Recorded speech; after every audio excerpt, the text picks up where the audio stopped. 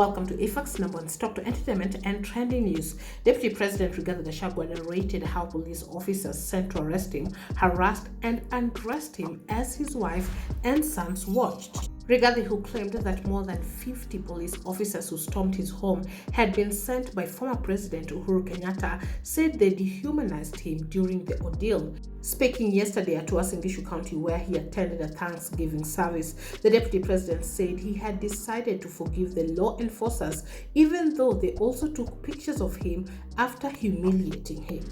The Deputy President shared, "I have even forgiven those 50 police officers that Uhuru sent to my home and who took off all my clothes as my wife and sons watched. They even called all my workers to see me without clothes and also took pictures of me, but I forgive them."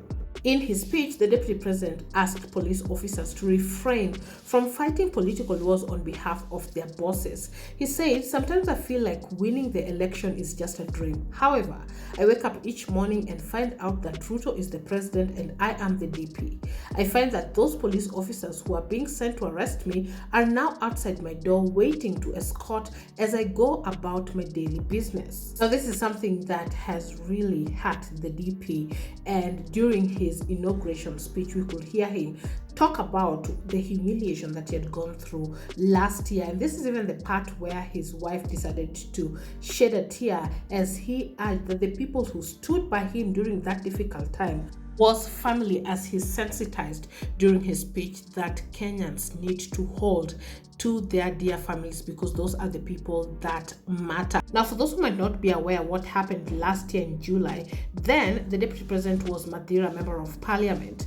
He was on a Friday morning arrested from his Mary home, and he was picked up by Directorate of Criminal Investigations officers and driven away amid claims the team had a green light to charge him. He had been in the past grilled by the DCI over claims of money laundering amounting to hundreds of millions. Now, Gachagua at that time denied the claims and termed them political. His lawyer, Wahome Gikonyo, said he was just picked and not told what he was being arrested for. Of course, at that time, there were rumors that were going around that the Deputy President had been stripped naked in front of his family, his wife, and his children. But there were not confirmed reports. But this is the first time that we get to hear him talking about that ordeal. But what we saw on social media were photos circulating, him covered with a shuka. Now, according to the DCI, the statement that they released last year, when the Deputy President was then still the Madira MP, they alleged that he had used about 42 companies to disburse 12 billion Kenya shillings cumulatively. Now, these transactions are said to have been prominent during the late Governor Rigathi Gachagua's tenure in office. Now, Rigathi Gachagua was Rigathi Gachagua's elder brother. Rigathi Gachagua stated at that time that his arrest was politically instigated, especially after he had humiliated the administration, that is President Uhuru Kenyatta's administration, after they had concluded the Kiambaa by-election.